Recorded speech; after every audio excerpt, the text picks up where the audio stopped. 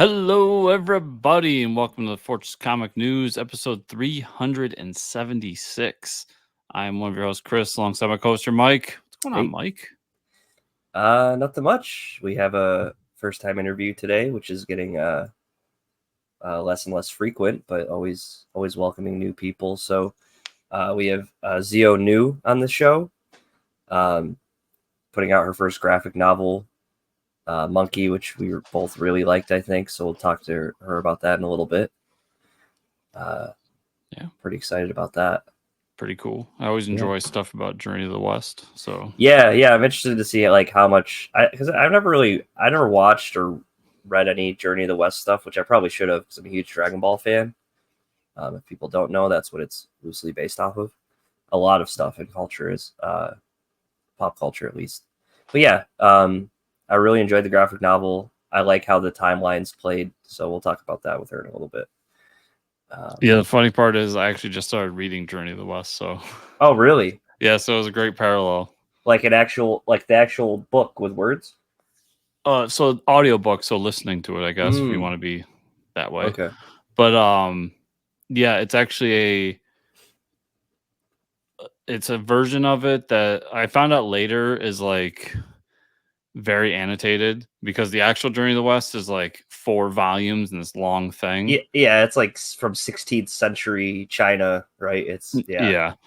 And this I should have grabbed their names, but somebody did a translation of it and they annotated it so it's like more like a novel, like just like one like thing the you Spark can do. Notes version. And they say in the beginning, like, we cut out a lot of just like, it's funny because it reminded me a little bit of anime. It's like we cut out the filler basically. Yeah, right. But like you get the idea of what's going on, and the important beats of the story are still there. Mm-hmm. And then the foreword for it was actually written by Gene Luen Yang. So that's awesome. Yeah, so he has a little bit in there too where he talks about it. So very cool. Yeah, that's awesome. I never really read it or looked into it, but it's something that's always interested me. So I've always wanted to, and then when I got into doing audiobooks while I'm working out, I was like, well, I gotta get it. So right, yeah. And then this interview came up, and I had already bought it, and I was like, I should probably listen to some of this, and I like really got into it, and yeah, nice. I haven't finished it yet, but yeah, it's good. Yeah, it's probably pretty interesting though. Yeah, with that, I guess we'll just jump into the news. What do you say? Yeah, there's plenty of it. Okay, so I was pretty stoked about this trailer. We talked about Batman the Caped Crusader last week with the voice cast announced. But we got the first trailer. It dropped. And I don't know how you feel about it, but Chris is running it for all you visual folks out there. But, right away, they set us in animated series era, right? Like it looks like 1950s, 1960s timeline. Now, that's one of the reasons we love the animated series, right? It's like out of time. You don't really know what year you're in. It's got a 30s to 50s aesthetic with futuristic aspects, which is exactly what this seems to be doing. Mm-hmm. It's definitely not set in that timeline in terms of like it being part of the continuity. Just to like throw that out there. Yeah, but I would say there's a lot of things where it's like, if it's not broke, don't fix it. It's definitely going for us as an audience. Yeah, especially with the Batmobile. The Batmobile is like a spitting image of animated series Batmobile. Yes. Yeah. I'll say straight off the bat, the voice. I think the voice is great. I don't think it's too much like. I don't think it's too much like Kevin Conroy. I don't think it's like trying to imitate him too much. I think it's still its own thing. I really liked it. I was pleasantly surprised with it. I don't know how you felt about it, but yeah, the voice is great. Like he tries to imitate Kevin Conroy a little bit, but he still makes his own. So I'm fine with it. Overall, after watching this, I couldn't be more excited. Yeah, like that's how I felt. It's like I said earlier, it's going for us as an audience. Like it wants the animated series people to come back. Yep. It seems like it's doing some new things in terms of like how some of the characters are designed and what they're doing with those characters. Mm-hmm. And just everything they showed looked so good. And I really hope, because it seems like they're going for an overarching story throughout the season as opposed to an episodic thing. So if that's what they're doing and it's done well, like this could be huge for Prime. And I'm so confused why DC was like, no, we're not going to do this. Yeah, especially with Matt Reeves' name attached to it. Like, that dude's doing a lot of stuff at HBO now, or Max. But dude, Reeves and J.J. Abrams attached as producers, and then you got Bruce Timm helming it. Like, there's a story there somewhere, and I would love to know it. Yeah, he had Batman and Batgirl fuck. That's the story.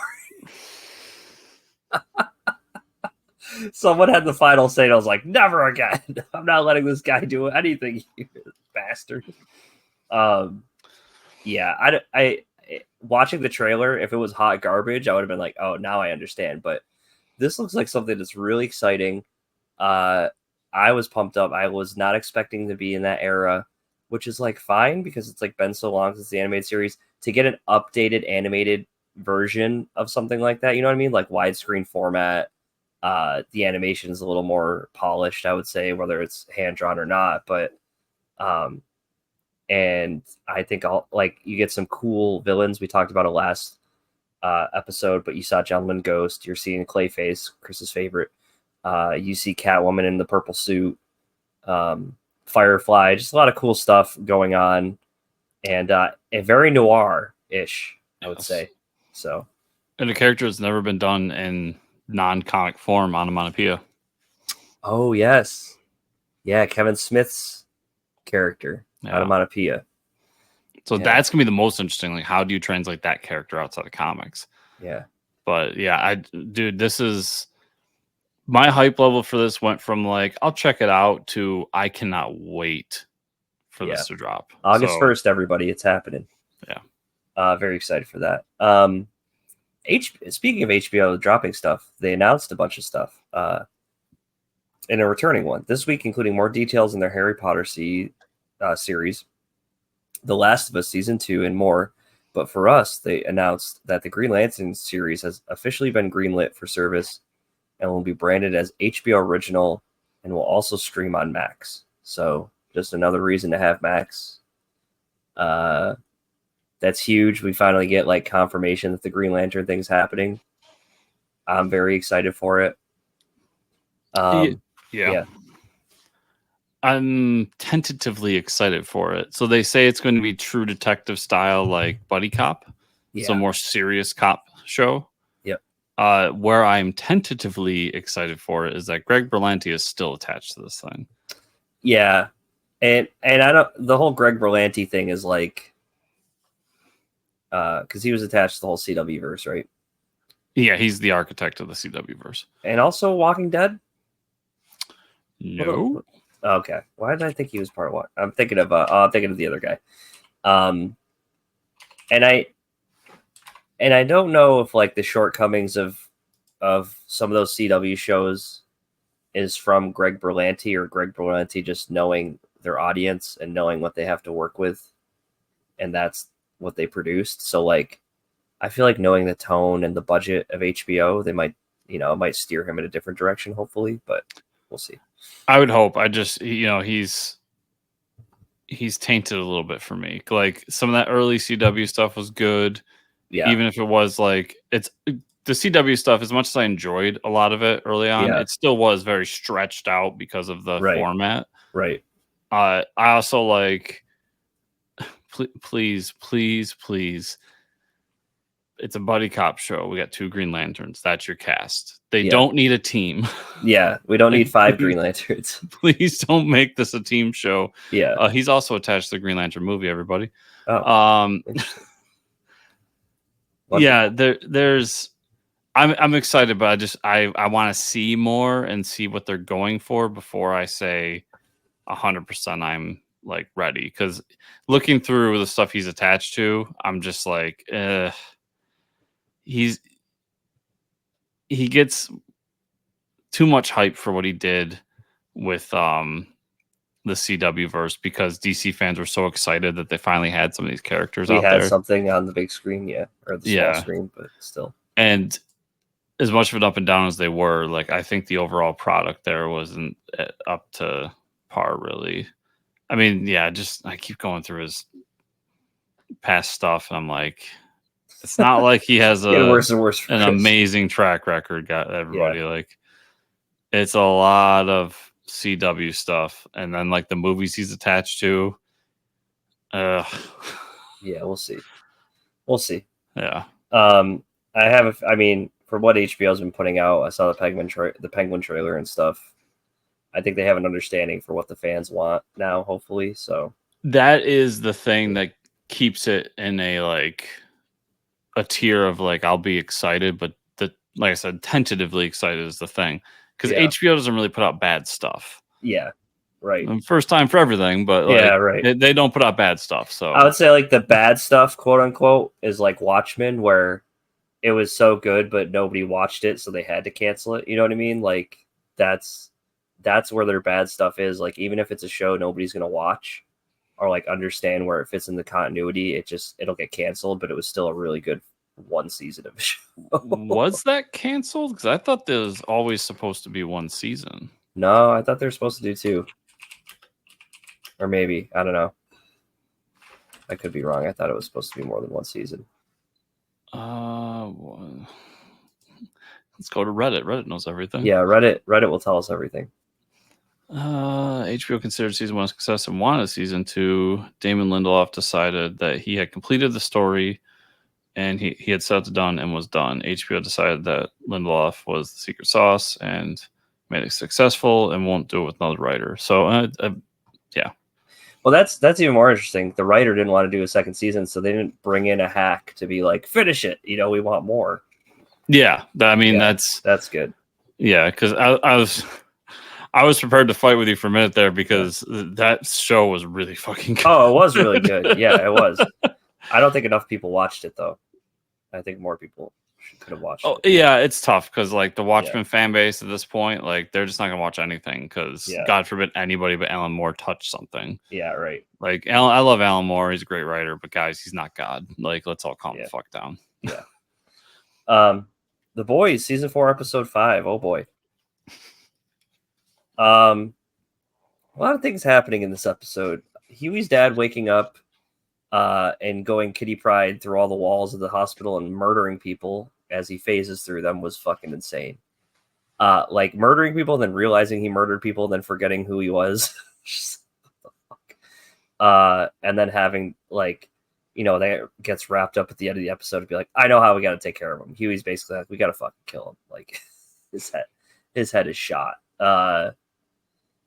The farm animal scene was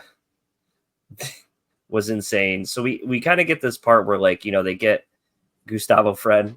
I don't actually know his character's name in the show. The boys break him out of jail. They're like, listen, we got to go against the vice president. She's really, you know, we know there's a virus out there. She infected her kid, and then that makes him come out of jail and be like, oh fuck yeah, we gotta, because he cared about the kid that her daughter, quote unquote, that she gives the compound V to.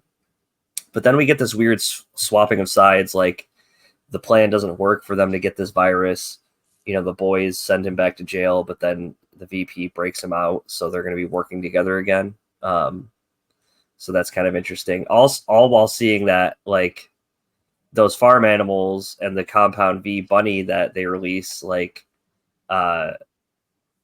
Butcher notices that, like, there's these tentacles burst out of it. So that's probably what's going to happen to him eventually. Because we see things like writhing under his skin, which is very uncomfortable. Mm-hmm. On the Homelander side and all that, they take huge jabs at the pushing of wokeness with like they push all the black superheroes to the front. What they're making fun of, they're basically making fun of Disney in this episode and like the Marvel universe. Like, here's our timeline, and there's like literally fucking like 45 movies. Which is funny, real quick, because early on they were really picking on DC. and now they've kind of flipped it to Marvel. Yeah, with the trailers, the slow motion trailers and stuff. Yeah, really. Dawn of the Seven when they were doing Dawn of the Seven. Yeah. So it's really funny to see that. We talked about it last episode of the podcast. We haven't seen anybody from the Guardians of Godalkin of the other show, the Gen V show, but we see the girl that can affect people's can tell them what to do by touching them, and then we see the brother that was locked away. So they're making an appearance. They have a TV show, quote unquote, within that universe, and those are the only two we see from that group. So they're there in the background, whether or not they're going to do anything with them. They've been hanging out with the Seven. So that's interesting. Yeah, there's a lot of stuff unraveling here. But then we see, the whole point of the episode is they're trying to get this compound that'll kill Soups because they're trying to kill Homelander, or at least the VP, at least kill her. And, I think overall it's a great episode, though. I had a lot of, so I'll just go through the things I really enjoyed. First, I'll just say, like, right off the bat, I thought it was funny that they hit both of our complaints from last week. Yeah. Where I was like, where's all the, like, the other side jabs, or like the performative wokeness jabs and all these other things that they were constantly going after, but seemed like they kind of pushed the wayside this season. Then right away, like, bam, bam, bam. Yeah. Like the deep and like if you're white, they'll show you drinking a beer, but if you're black, I know. Yeah. That was so fucked up. Yeah. Oh my God. Yeah. That was phenomenal. Yeah, that whole sequence. So that hit like my complaint of like, I wish they didn't abandon that, and they didn't. Mm-hmm. And then right later on, actually from moment one, I'm like, oh, they hit Mike's complaint of like, did Gen V not matter? Because the whole plot line for this episode is like, we need that thing from Gen V. That we need that virus from Gen V. Is like, okay, so we got both of the things touched on that we talked about.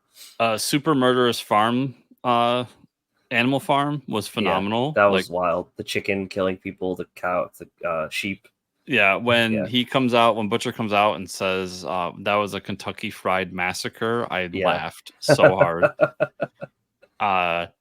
Just overall, like, awesome episode. Probably my favorite episode so far. Yeah. They just did so many great things, really pushing just everything forward. And then the ending with Butcher kind of turning on everybody secretly was classic Butcher shit. Yeah. Yeah. That's true to the character, so good to see that he's back. Yeah, loving this show. Yep. Maybe a show that you aren't loving so much, Star Wars Acolyte Episode 5. You're sticking with it, huh? I'm sorry, dude. Dude, I gotta finish it. Like, I hate myself, and I love Star Wars. I'll say best episode so far. Okay. And I was thinking about it afterwards, because I remember when we were watching Ahsoka. Yeah. And my least favorite episode was probably your favorite episode, which was like they finally had a lightsaber battle. Uh-huh. And in this one, I'll say this is probably the best episode, Mike, and it's a big lightsaber battle. Which to me shows how bad the show is. Like, because that's the only thing you got. Yeah. Damn. But so we get a big fight. Like, the Sith kills a bunch of Jedi. Of course, all the important people still live. There was one death that was a little surprising, because I thought he'd be a bigger role. Mm-hmm. We then get the reveal of who the Sith is, and he's related to the one Jedi that saved the girl from her home planet. Mm. And it was kind of funny, because right away I'm like, I know that actor from somewhere. And I looked at him, I was like, that's who it is. And have you ever seen The Good Place, Mike? I know of it. I don't think I've ever seen it. Oh, man. I should have gotten a prop ready for you. There's a character called Jason Mendoza in that show. Okay. Yeah. And he's the idiot. Like, he's from Jacksonville. Okay. It's like, I see I'm looking at his picture now. Yep. So his like catchphrase throughout it is, he has a thing where whenever something goes wrong, his solution is to throw a Molotov cocktail at it. Amazing. And he yells Bortles as he does it. Okay. Any football fans know that Blake Bortles was a quarterback for the Jacksonville Jaguars a while back. He wasn't good. Uh-huh. And he's a DJ. Like, he's the idiot of the show. So like when I saw his face, I was like, oh my God, it's Jason Mendoza. and Yeah, he's like the that's big funny. bad Sith. Oh, that's hilarious. Yeah. So that was I like the reveal, and there's a bait and switch in this episode that just doesn't work. Basically the twin tries to be the good twin and is going to go off with the Jedi moving forward. There's a big problem here, Mike. The bad twin has a giant tattoo on her forehead. Oh, so So yeah, it's that's like, not gonna really. this isn't going to work. Yeah, it's not gonna work that great. Plus, like, we're talking about Jedi. Like, they can feel her out through the Force, I would assume. There's just so many problems with that. The writing is still terrible, but I don't know. It was a fun lightsaber episode. Which is usually not your favorite thing. I love lightsabers. Don't get me Right. wrong. Like, I love lightsaber battles, but the best part of your show should not be the lightsaber battle. That should be Right. the thing that's like, I know eventually I'll get a lightsaber battle and that'll be fun, but I should be sucked in by other things. Yeah, you don't need to wait till episode 5 to be like, that was the good thing so far. Yeah, like, oh, we finally did something good, and it's the thing that every Star Wars thing does. Yep. Movie news. I read this and I don't know how I feel about it still. During an interview with the official Marvel podcast, Kevin Feige gave some details about the Fantastic Four movie. The big one being it's going to be set during the 1960s, making it outside of the Marvel timeline and possibly an alternate universe. They'll begin filming it this July 29th.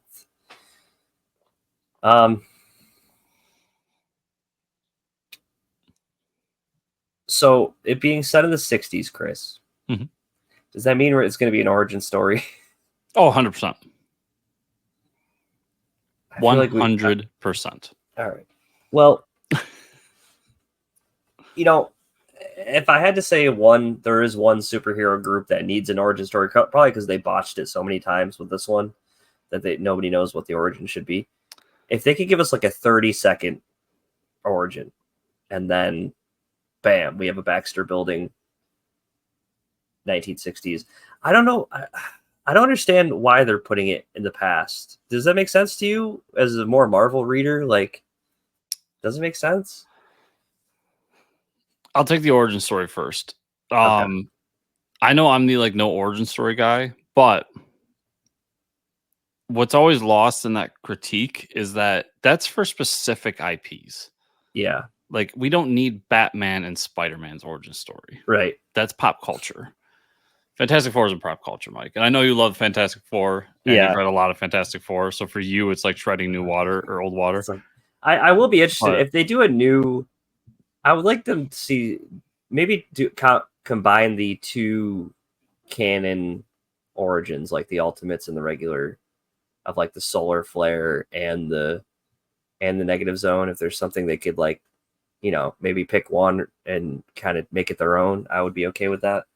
I think they'll go with the solar flare idea. Because then they can use the negative zone later on, and that'll tie into Secret Wars. The only reason I could think of that it has to be the 60s, like, it doesn't have to be the 60s, first of all, but the only reason I think it is the 60s is that it fits into the space race idea. So, like, they can tie all that together. Yeah, I didn't think about that. And that is when Fantastic Four was created in the comics. So, yeah, I can see that. I had a feeling from day one that it was going to be outside the MCU. Like, that it was going to be one of those things that after Secret Wars, they'll be a part of the MCU, but they will be their own thing, much like I think they're going to do with the X-Men. Okay. Yeah, that being said, like, I'm still excited for it, and I still look forward to it. I'm not the biggest Fantastic Four guy, so, like, it was never, like, hype to 100 for me. Like, they already did my hype to 100 movie, so yeah. I'm be excited to get back into more MCU stuff, and hopefully this can be the one that really, like, brings everything back. I mean, we do know that even though it is in the past, there's this whole timeline fuckery they've been doing lately. So this is not to say that maybe they get trapped somewhere in the next movie, they get propelled into the current timeline or some shit like that, I think they do their own series of movies in this timeline, and Yeah, then we and then- see during Secret Wars it all come crashing together. Yeah. And then once we're done with that event, we come out with them in the present time with the Avengers and everything. Yeah, so interesting to drop that bomb. Boom Studios comic series A Vicious Circle has landed with Universal Pictures to be turned into a movie. The last issue of the comics finally set to release on August 1st. Wow. This movie will be adapted by the series writer Mattson Tomlin, who also worked on the script for the Batman, among other films. Yeah, which is interesting because we got a little press package the first couple issues, so thanks for Boom Studios for that. But leaving us off on a cliffhanger like that, like, guys, where's the third issue? I really liked it, but the whole timing behind it was off. So I'd be interested in watching the movie, though. I absolutely love this series. Yeah. Like, there's so many great things about it. Right.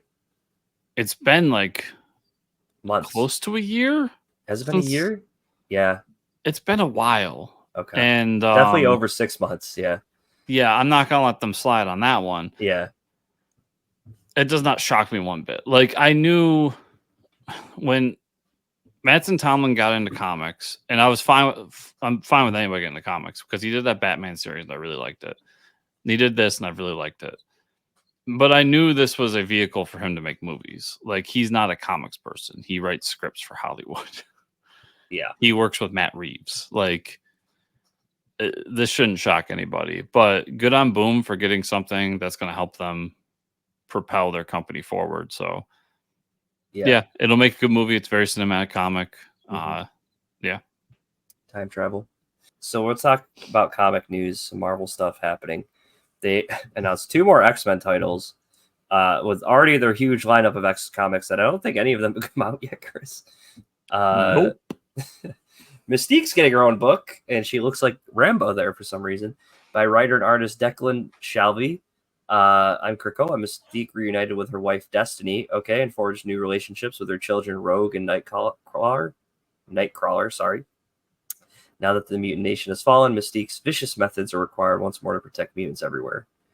With a hit as long as her rap sheet, a hit list as long as her rap sheet, Mystique's actions catch the attention of Nick Fury, erupting in a deadly game of cat and mouse as the elusive shapeshifter infiltrates her way across the Marvel Universe. Complete with a new costume, Mystique's new saga harkens back to her beloved 2000 spy series, really, as she takes on a new and pivotal role in current mutant landscape. Loved? 2000s spy series loved? Beloved? Okay. How do you track a subject with a history that contradicts itself? How do you stop a force whose motives change like Quicksilver? Wow. How do you stop at the target that can be anyone? That's the question that confronts Nick Fury as he stumbles upon a web of lies and espionage leading back to Mystique. From the ashes of Krakoa, the shape-shifting mutant terrorist returns to remind the world exactly why it hates and fears her. I'm sorry, but I believe Nick Fury has already done this with a whole race of people called the help me out. The Skrulls. The Skrulls, right? There's like a whole race, like millions of Skrulls, right? And we're worried about one Mystique, Chris. Am I going crazy here? Is this the threat? I don't know. I don't think I've ever talked to anyone in a comic shop that told me they got into comics because of the 2000s beloved spy thriller Mystique book. I'm sure there's X people that love that. I'm sure. Yeah, good for them. But I think Declan Shalvey loved that series, and Declan Shalvey wanted to do that book again. Yeah, and they're like, sure, why not? Nobody's touching this character. It kind of reminds me of when the first time we interviewed Colin Bunn, he's talking about that Aquaman series he loved. So he's like, "Oh, I'll do that with my Aquaman," and then he found out like nobody cared. Nobody cared, except for me. There's you're not 0% chance of reading a Mystique book, even if Declan Shelby's doing it. I'd like, dude, it could be. I'm not even gonna say that because if it was like Jonathan Hickman, somebody, I would read it. You probably would read it. Yeah, yeah, it would have to be an all-star, like one of my favorite people of all time, writing a Mystique book for me to even try it. And this just doesn't look interesting to me. She looks like Rambo on the cover. Like, I just don't understand it. Yeah, does she look like? I want to think of a. She looks like a combo of like Black Widow and Nebula. I think the most delicate way I can put this is, doesn't she look very masculine? Yeah. Like, doesn't it look like a dude writing a chick trying to be a dude? Yeah. You know what I mean? Yeah. I don't know. She looks like a bodybuilder. Yeah. It looks like you took like a guy and just like drew tits on. Yeah. And it's a weird look. I don't know. I'm not going to read this. I'm at the point, dude, where even the X books I was like, oh, I might check these out, are kind of like falling through the cracks for me because there's too much fucking X stuff. Yeah, This there's was just always so my many problem books. with X stuff, man. Yeah, like the first week it was 3 books, then the next week was 3 books, then it was 2 books, then it was 2 more books. It's like, You should have done your 2 banner books like you let them had come planned. out. Let them come out first. Let them come out, maybe with 1 or 2. Like, yeah, you have to do Wolverine, or yes, you have to do this character. Let those come out. Let people get excited about it. Then you announce we're gonna do 5 issues of Mystique, and when that's done, we'll do 5 issues of this, and then, dude, there's got to be close to 15, 20 books that are just X books coming out. It's crazy. And I get a lot of them are mini series, everybody, Yeah, but still, like, that's a lot. So much. It's a lot for your pull list. It's a lot for continuity too. Like, how am I supposed to keep track of all these fucking characters? Yeah, there's no way. Is it possible? And people make that complaint about comics as a whole. Yeah. But like, what people outside of comics don't realize is I can read Daredevil, and that's like that he's a part of the Marvel universe, but I don't have to know what the fuck Spider-Man's doing to read Daredevil. Right. Yeah, this whole thing with X-Men, they're all like connected to each other now. Yeah, because when Mystique shows up in X-Men, the book X-Men, and I didn't read Mystique, how am I gonna know? Yeah. Yeah, I don't know. There's too much. And then we're gonna get another one. Let's talk about that being Mike. said, we're getting another one, everybody. Sentinels from writer Alex Packnadel and artist Justin Mason, with a group of Sentinels. While X-Men regroup in the wake of Krakoa's fall, the government revives their infamous Sentinel program under the guidance of Lawrence Trask, a mutant himself. Lawrence is cursed with visions of apocalyptic species war and knows exactly which evil mutants will ignite it.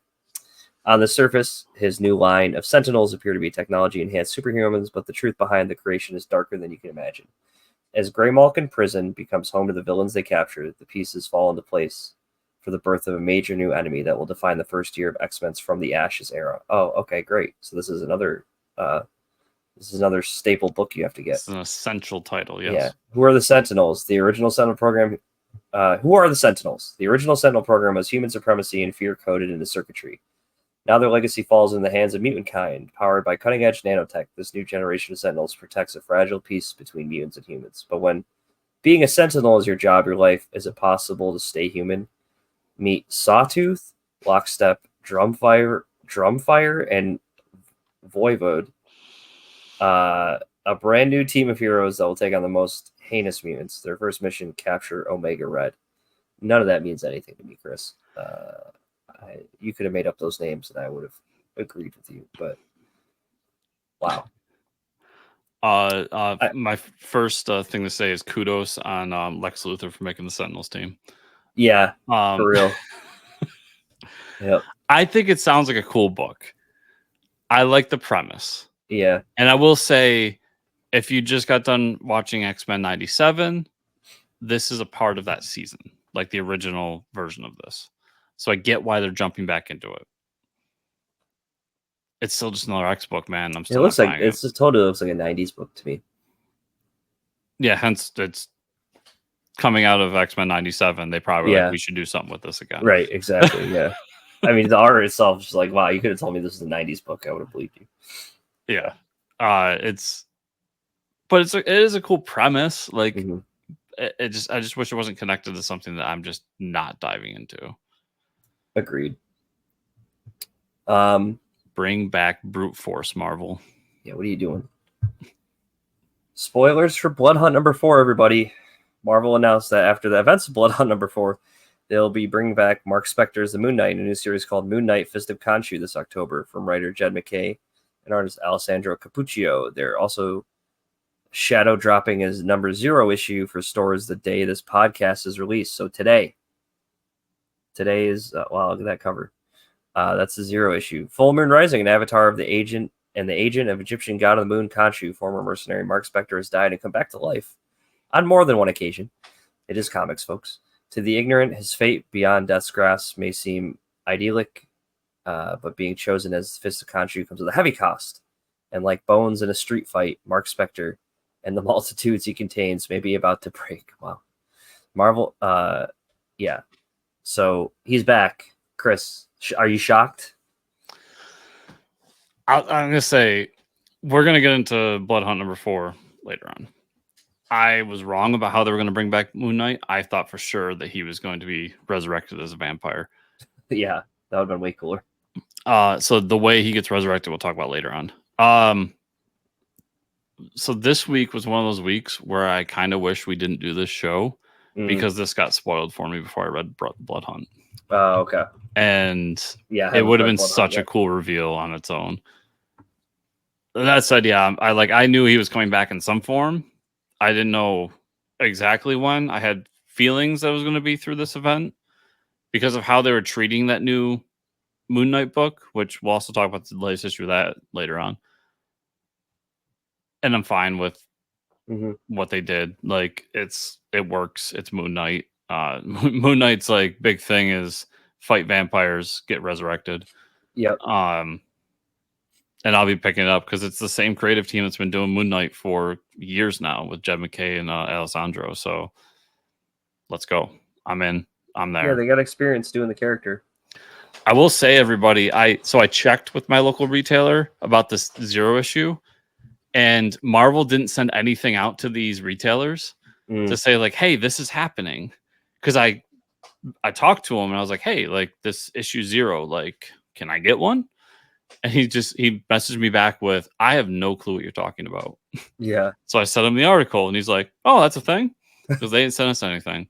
And then he called some of his friends in the area that own shops, and they didn't know about it either. So very strange. Is Marvel just sending it along with all their other books? Like, so I was gonna say real quick, shame on Marvel. Like, you should let your retailers know. At least when the announcement came, like, you should have sent something to them and been like, "This is what we're doing. This is how many you're gonna get." Blah blah blah. Right. Whether you'll be charged or not, I gotta assume they're not going to charge people. I really hope they're not going to charge people. And he basically told me, like, because it's a shadow drop, he will not know until Tuesday. That's when his order shows up, whether or not he has a copy for me. Wow, that's crazy. So, yeah, hopefully I get a copy of Zero because I would like it for multiple reasons. Yeah. But that will not stop me from buying the series. Like, that's not gonna be the thing. It's like, well, fuck it, I'm not buying it anymore. Right, but still, like, that's kind of crazy. They didn't give anybody a heads up. Yeah, just everybody out there, like, I don't know. It's already Wednesday when you're listening to this, so your retailer's probably scrambling to figure out what the fuck to do with this. So be gentle, please. Yeah. This is cool. I'm really excited for this. Marvel announced that to go alongside their re-release of the classic Godzilla omnibus, will be a series of variant covers, and I love that. In collaboration with Toho International, featuring Godzilla, and that's the Avengers one right there. Which, man, I don't read any of these books, but that's a really cool cover. So I pulled the cool ones for you because there's a Dazzler one that's just awful. No, yeah, the Daredevil jumping out of the way of Godzilla is pretty awesome. Oh man, Godzilla! Oh wow, okay. So the cover is Godzilla fighting Galactus and the Fantastic Four driving away. I need that cover. Sure. I love that it's classic Toho. Oh man, Godzilla as Venom. That is sick. Yeah. So it's classic Toho Godzilla, which makes me happy. This one obviously is my favorite. Oh yeah, that's awesome. I think it's cool that it's like to celebrate. They're doing the Godzilla, the original Marvel years omnibus. Yep. They just did the facsimile edition of Godzilla #1 from Marvel. Yep. To which my local comic shop has a giant poster of it, and it's so fucking cool. Oh, that's awesome. Yeah, it's a cool idea. Like, it's funny because we just got done reading the DC book, which was Justice League versus Godzilla vs. Kong. Right. But Godzilla is being published by IDW. Yep. And then at the same time, Toho was just like, yeah, Marvel, you can do stuff with it too. Yeah, whatever you want to do, go ahead. Oh, yeah, just throw it out there. Fuck it. Like, it's never been more popular, so just get Godzilla out there more. I love that they're doing all this. Yeah, I think it's a great idea. Yeah, it's cool variant. Like No, those variants are really cool. I like themed variants. Yeah.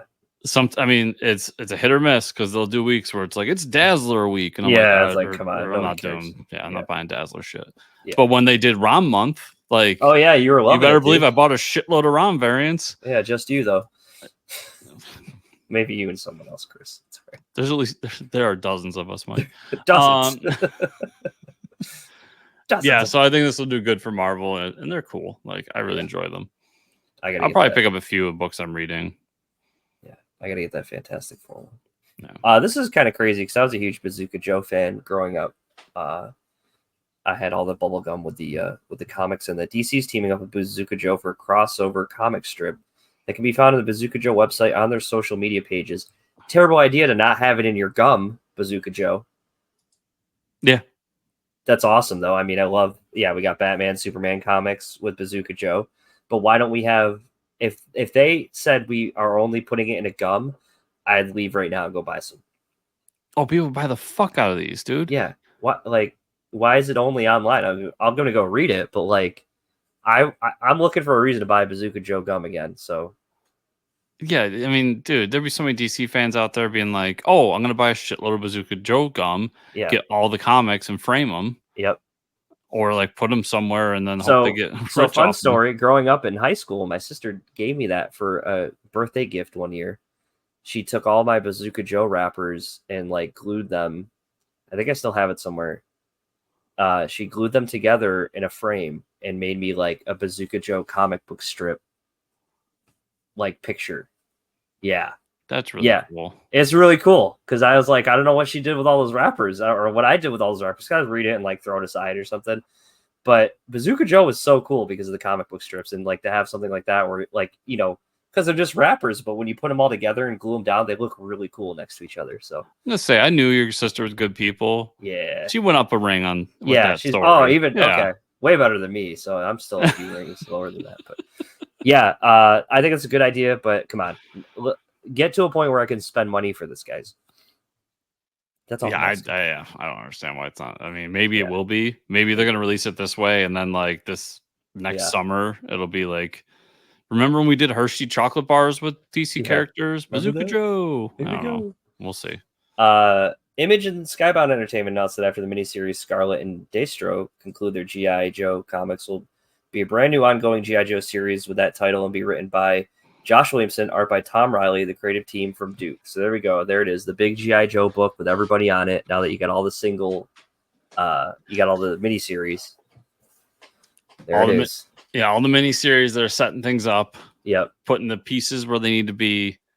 And here we are. I'm there. There's no doubt in my mind I'm there. But I'll read the description for everybody in case they're not sold yet. Yeah. Conrad Hauser, codenamed Duke, has assembled a special force known as G.I. Joe. I mean, people know what G.I. Joe is. To battle the rising power of the mysterious Cobra, the aftermath of the Autobots and Decepticons' arrival on Earth. But the enigmatic Cobra Commander has unleashed the power of Energon like never before, featuring a first appearance of all new character and many familiar faces. This is the comic that will change everything you think you know about G.I. Joe, folks. And that's only half the surprises in the story. So very cool. I love Skybound's little things where they like, because Kirkman's got fuck you money, so he's just having fun, man. He doesn't care. I'm here for this. Like that Duke series was so good that it dragged me kicking and screaming in the G.I. Joe verse. And I don't know, maybe there'll be another, like they'll keep doing one mini series go along with it. I don't know. But I was ready to keep buying 2 miniseries until they were done. Oh yeah. And to just I'll wrap it all into one ongoing. Fuck yeah, I'm gonna buy it. Perfect. So I'm really, really excited for this, and I never thought in a million years you'd ever hear me say that. Get excited for G.I. Joe. That's crazy. Like, dude, you know they're doing the Kickstarter for the original G.I. Joe books. Yeah. To put them in compendiums, which quick sidestep. Could you please release them as trades so that like I could buy them and not spend $100 a book? Yeah, that'd be great. Yeah, that'd be really great. Yeah, these miniseries I'm gonna give it to Williamson and Riley for dragging me in. What they did made me want to go back and read those. And when I saw that Kickstarter, I was both excited and disappointed for exactly what I just said. Like, I was excited to reprinting them, but like make them more accessible to new people. Like that's something for the hardcore. The price point kills it. Yeah, announce you're doing the typical image, 5 to 6 issue trades, volume 1 being $10. Yeah. And help me get into it. Help me explore this further and see how much I really enjoy G.I. Joe. But yeah, super excited. Mad Cave Studios announced a new series from comic book publishers creator Mark London called Underworld Universe. The comics will include Revolution 9 along with artists Carlos Reno, Hour of the Wolf, and so the comics will include Revolution 9 along with artist Carlos Reno, Hour of the Wolf with artist Danilo Beyruth, and Exit City with artist Carl Mustert, and will then come together for a crossover comic next summer called Endless Night. Make your first descent into the underworld this September with Revolution 9, a futuristic action thriller akin to the Black Widow and Wanted. After 7 years, an assassin for the Order of Nine, an ancient order dating back to almost 3,000 years, Velveteen has turned her back on her very organization that saved her, tasked with the murder of otherwise innocent hacker Jasper Dean. Man, these names. She sets off to save the life and discover the terrible secret that marked them for death. With the entire order after them, Velveteen and Jasper must escape their grasp and prevent them from toppling society as we know it.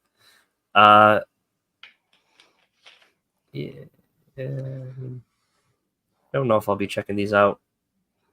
Maybe first issues of all of them just to see what it's about, and then if I'm digging it, I'll get into it. That's exactly it. Like, yeah. First issues. Yeah, we'll see.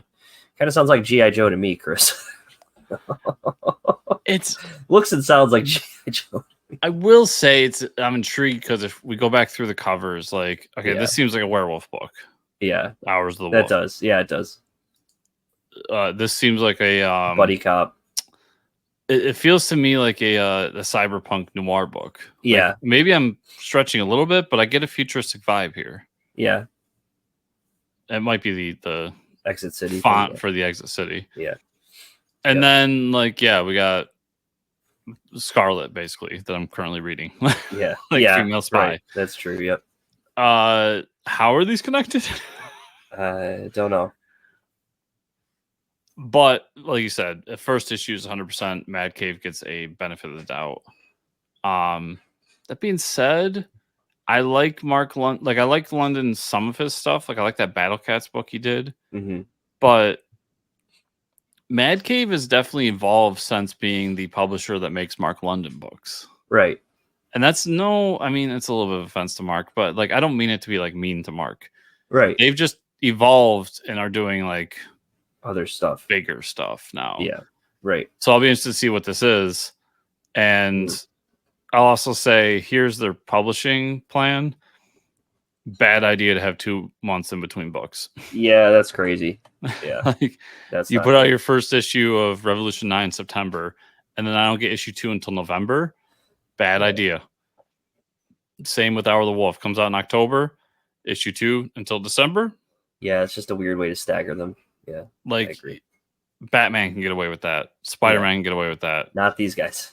Not Hour of the Wolf. I'm sorry. It's no offense to you. You're just an unknown.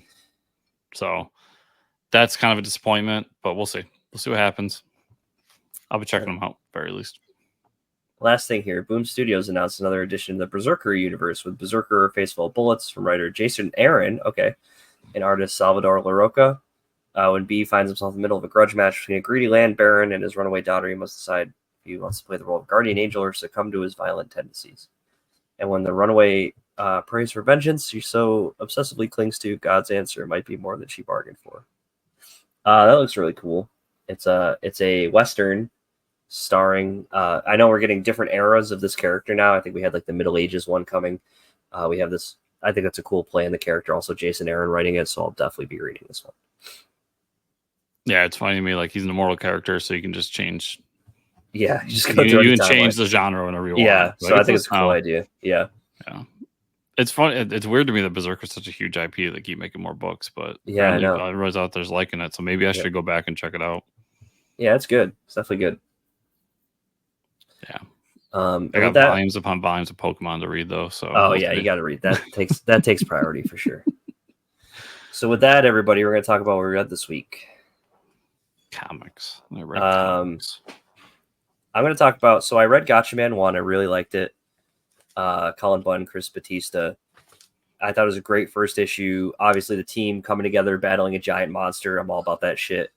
But then the idea that there's like a Delta team to replace them if they all die was kind of morbid, and that they might be replacing them at the end of the first issue was pretty awesome. So I do like that idea.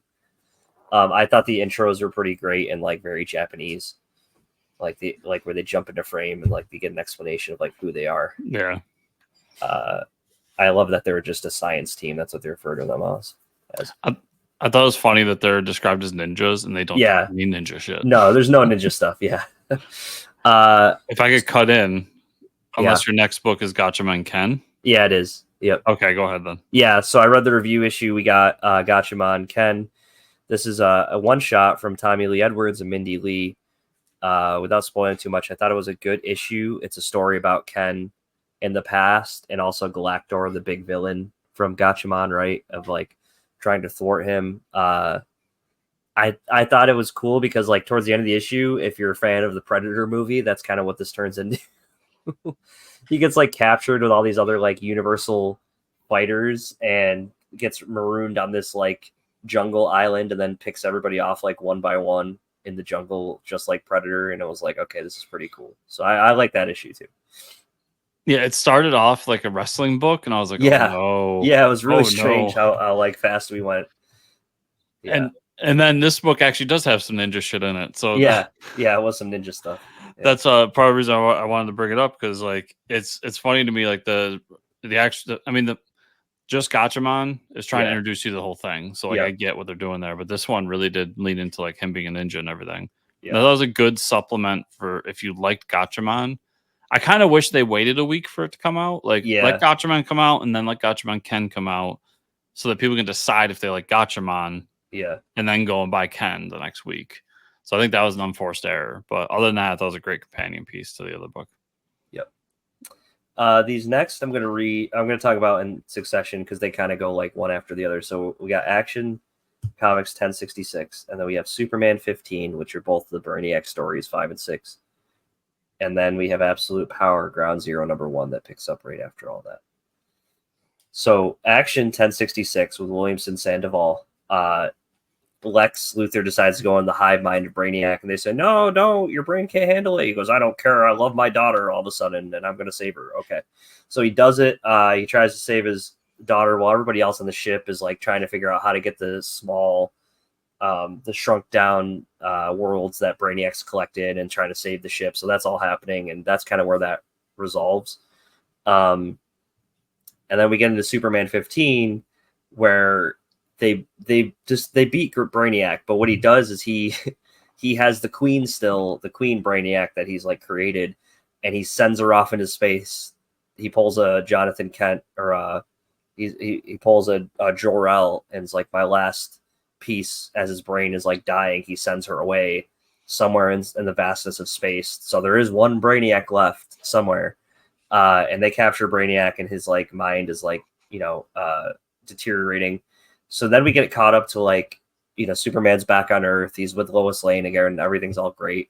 And now we see that Luthor is really dumb. He's like really stupid now because something happened with his brain, probably from going into the hive mind. They told him not to, and he's with his daughter. His daughter and him are in Metropolis. And then at the end of all of it, we get something big that's coming. It's like this summer something's coming, and it's like a fist punching out a prison, and it looks like Doomsday. So it looks like Doomsday is trying to punch through a door. I don't know where we left off with him, if he's trapped somewhere, but if you're a Superman fan, Doomsday's a big deal. So, we just had Brainiac, so we'll probably get Doomsday next. I think overall it was a good series. It was a good, I like Brainiac as a villain. I thought it was pretty interesting, and I liked it. And then we get an Absolute Power Ground Zero #1. This is by Mark Waid, Williamson, Chip Zdarsky. They all have different stories within there you go. So there's like there's like 3 stories really to touch on. Jay Nakamura, if anybody forgets, is Superboy's, I don't know if boyfriend, ex-boyfriend, I don't know if they're still together or what. but he is a metahuman that has telekinesis powers, I believe. Oh, that's John's Yeah, boyfriend with the purple hair. Okay, I was like, I know this character, but I couldn't place where he was from. I think that's him because he had the purple hair, right? I'm pretty sure. Yeah, no, now you say it like it is him. Yeah, yeah. So that's from the Superboy book, which they call it Superman, but come on, it's Superboy. He gets captured at Gamora, so this is like this goes back to the Suicide Squad book where they're invading Gamora. It's out of U.S. jurisdiction. Amanda Waller wants to set up shop there.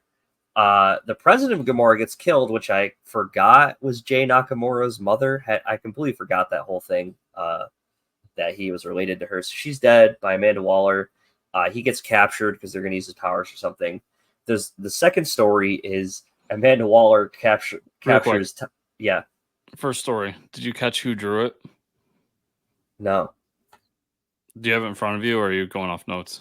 I'm going off my notes. Oh, Partridge? Yeah. Yeah, Skylar Partridge.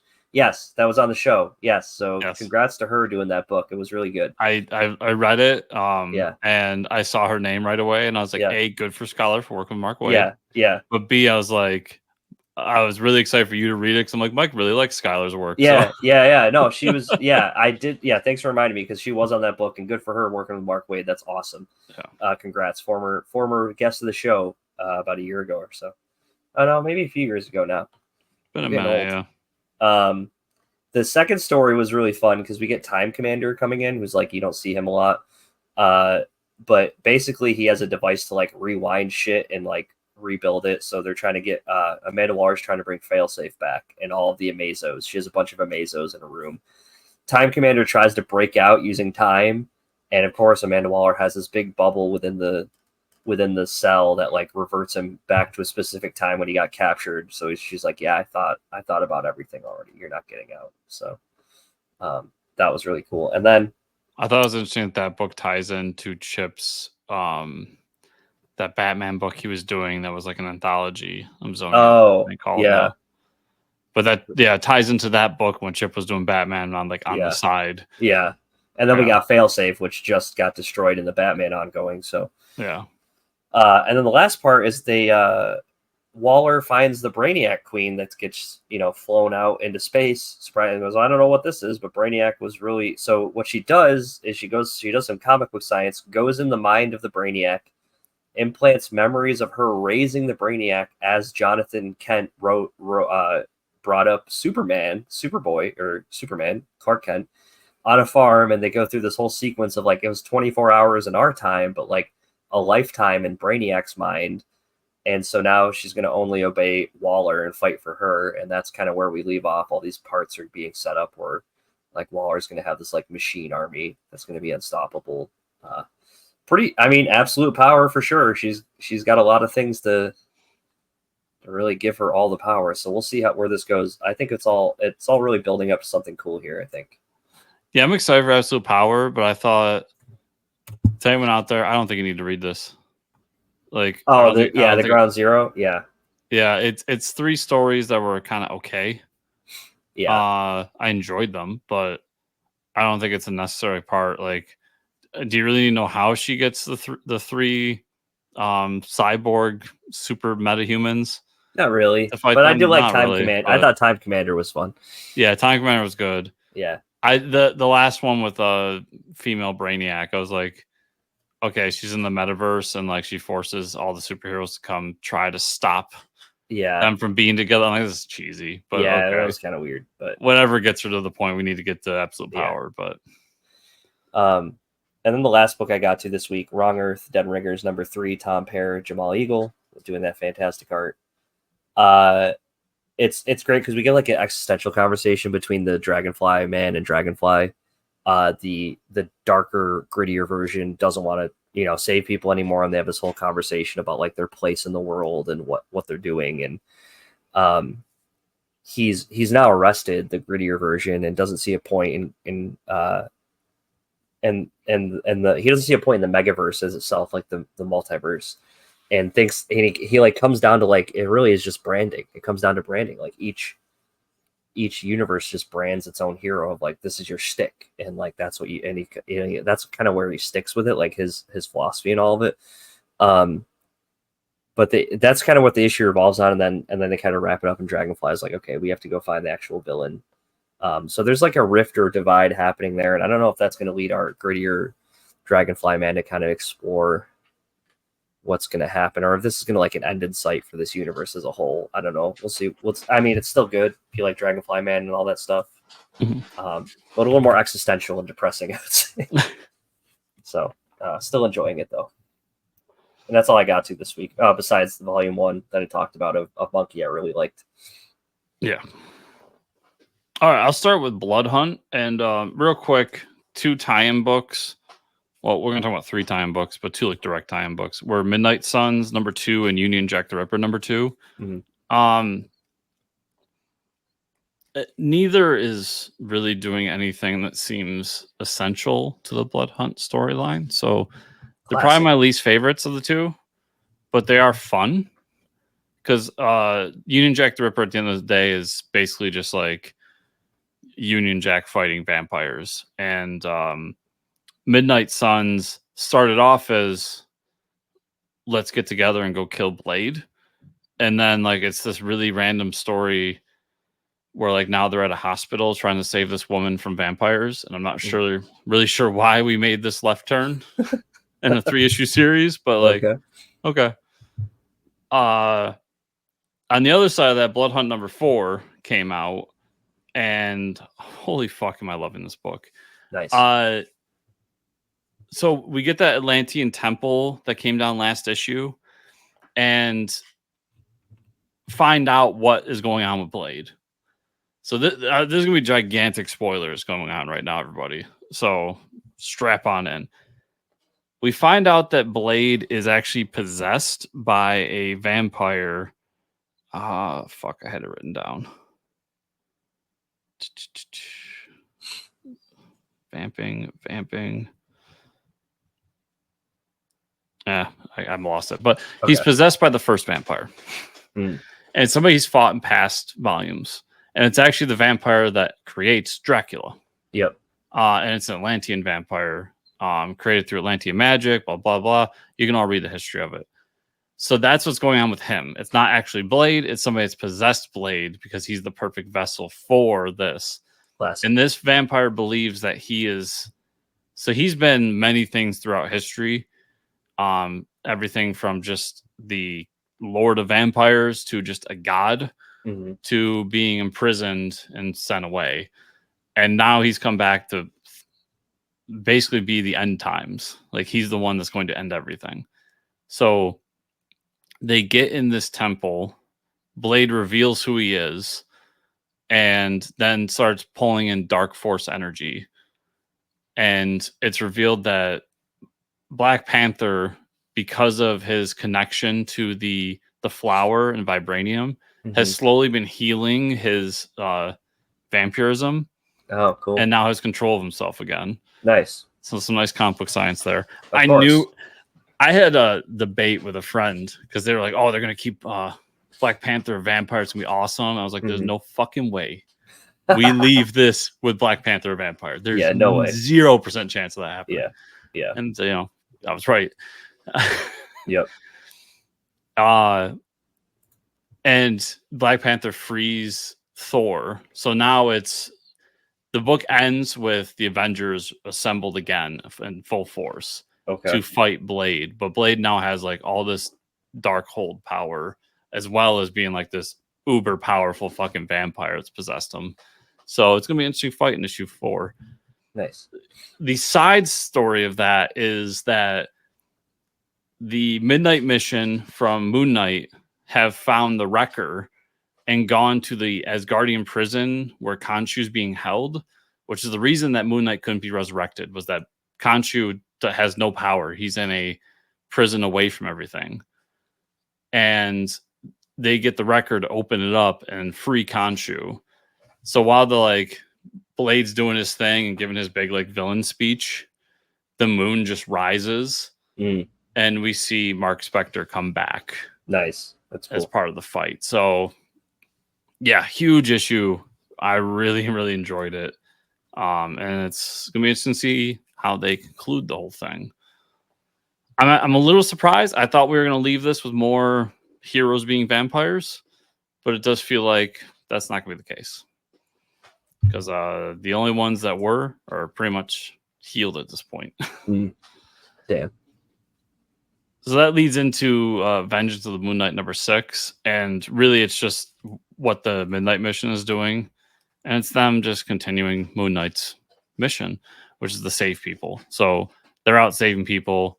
And the book ends with them looking out and seeing the full moon rise, meaning that Khonshu is back. And them kind of realizing what that means. That's basically it. This leads into there's a Werewolf by Night book coming out next week, I believe. Oh, okay. And now it makes sense why there's a Werewolf by Night book. Yeah. Because full moon's back. Like, hey, let's do werewolf.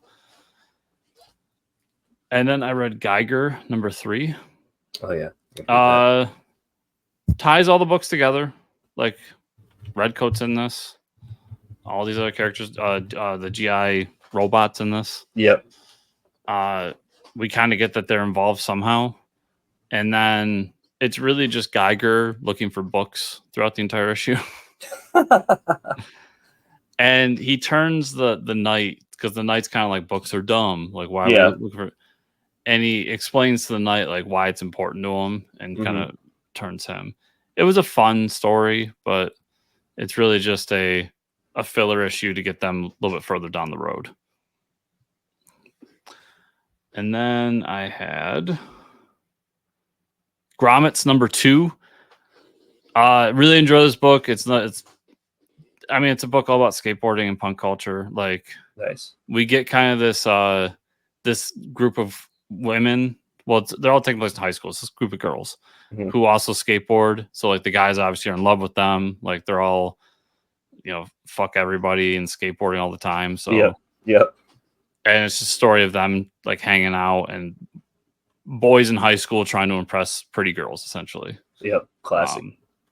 I'm mad because I had a page I wanted to send you. I might send it to you later.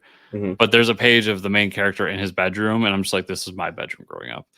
Like the book takes place in the 80s, and I wasn't alive in the 80s. Right. But like I looked at that bedroom, I'm like, fuck, that was my bedroom. That's so cool. That's awesome. So it's really cool. Yeah. And I read Remote Space number 1. Okay. This is a book by Cliff Rathburn, Mike. Oh. So I might recommend it to you. The whole premise is that who was the artist of Walking Dead? Invincible, I'm sorry. Yes. Rathburn. He was the original artist. Yeah. Yeah. Wait, am I fucking that up? No, he's Walking Dead. He's Walking Dead. Yeah. Yeah. Because it's my bad. He did do some Invincible issues, but it's not. Yeah. Corey Walker's the original. Thank you. Yep. Fucking Kirkman using multiple artists on things.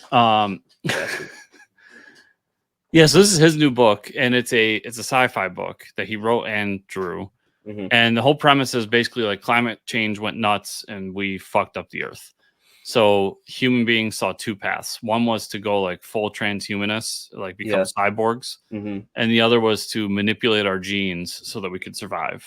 Cool. And so some people went one way, some people went the other way. And it's all about the clash between those people and like who's going to be the future of humanity. Issue 1's a lot of exposition and like setting up the world, but it's, as much as I don't usually enjoy that, the themes and the world he's building, I enjoy enough that I'm willing to give it another issue. And the way he ends it with like the 2 characters he sets up to be the main characters seem interesting. So I thought it was a good, fun book. Cool. And then I read Deathnote volumes 9 and 10. Oh, so nice. I'm almost done. This has been my least favorite volume. Oh, okay. But it's still really good. And it's getting to that point. Like I know the next volume is the last. So it gets some leeway with that. But it is getting to the point where like we're circling the drain a little bit. Yep. We're doing the same thing. Like we should just end this now. But he does do some interesting things. There's some cool twists throughout it. This has just been a series that I really enjoy. So I'll be looking forward to finishing it. I have 2 more volumes and then a book of short stories that they did in the universe. So hopefully in the next month or so, I'll be done with that. Mike, that was everything I read this week. So where can people find you on the internet? You can find me at Fortress Ricker on Twitter. Where can they find you and or the show?